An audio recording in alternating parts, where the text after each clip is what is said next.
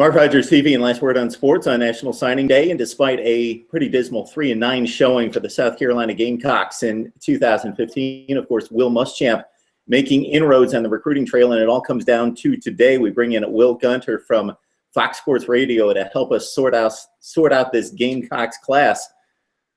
Well, thanks so much for joining us. So let's dive right into it in regards to the South Carolina class. And again, I've been rather surprised in some of the progress that the recruiting class has made in recent months. Your thoughts about the overall yield at this point?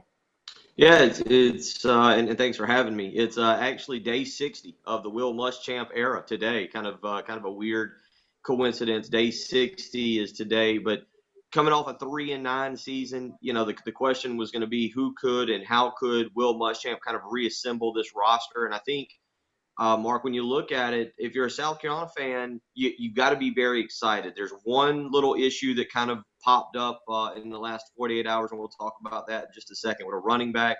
But they've just landed in about the last 45 minutes a big defensive tackle, Stephon Taylor, out of Louisiana. They beat out Texas and Florida State for him. And when you consider what Muschamp and this staff were walking into at South Carolina, trying to get in on guys late and trying to identify the needs of the class, I think they've done a great job. Most people will tell you that 2017 is going to be the year to really see what Muschamp and Lance Thompson and Travaris Robinson and Brian McClendon, all these guys, what they can do in terms of getting elite level talent. But you know, so far, very good job by Muschamp of maybe addressing the defensive line and the wide receiver positions with this class. So, Will, let's stay on that path. You brought up Stephon Taylor in regards to those kind of guys that have been on the fence. You possibly flipped those guys that, again, had South Carolina on the short list, but you weren't sure about. Just kind of review those sorts of situations.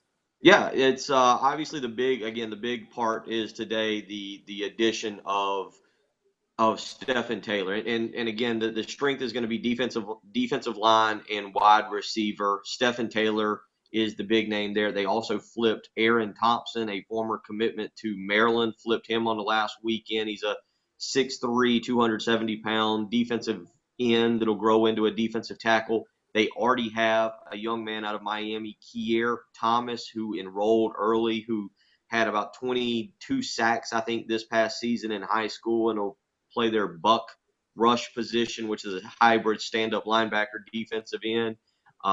You know, those guys, they had another defensive tackle, Kobe Smith, enroll early, which has been a big pickup for them. So you've got two guys enrolling early, and then you've picked up two guys here kind of late.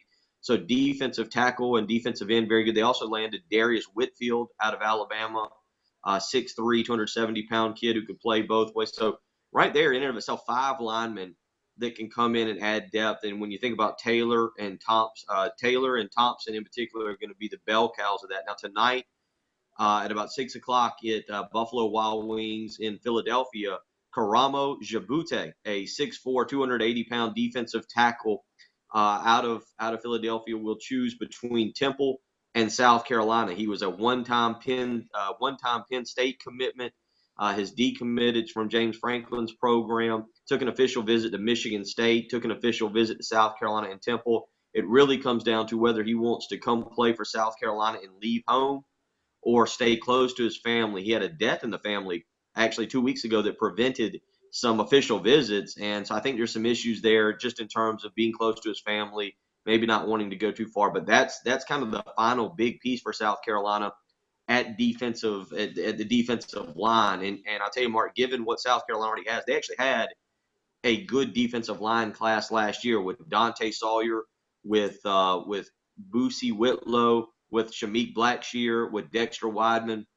One thing that Lance Thompson and Will Muschamp will be able to really sink their teeth in, they're going to have some athletic, talented bodies to work with on that defensive line in 2016. So very good class there.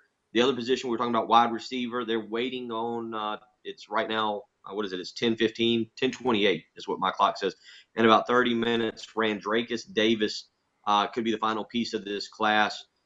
He was a one-time Georgia commitment to Brian McClendon and Mark Rick. He took an official visit to Miami. Has decommitted from Georgia, took an official visit to see Mark Rick in Miami, has taken an official visit to South Carolina to visit with McClendon and this staff. There's a lot of momentum in the Gamecocks' favor.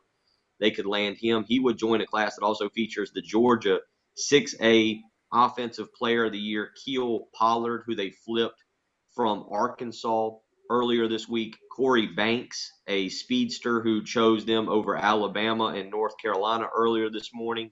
And an in-state young man, Chevis Dawkins, who could very well end up being a solid prospect. And then maybe the biggest pickup at wide receiver, Brian Edwards, a U.S. Army All-American who got hurt, who injured his knee during his senior season, and was a big pickup for them, had offers from Georgia and Clemson and enrolled early. So, again, wide receiver and defensive line have been the two big positions that they've really filled out in this recruiting class.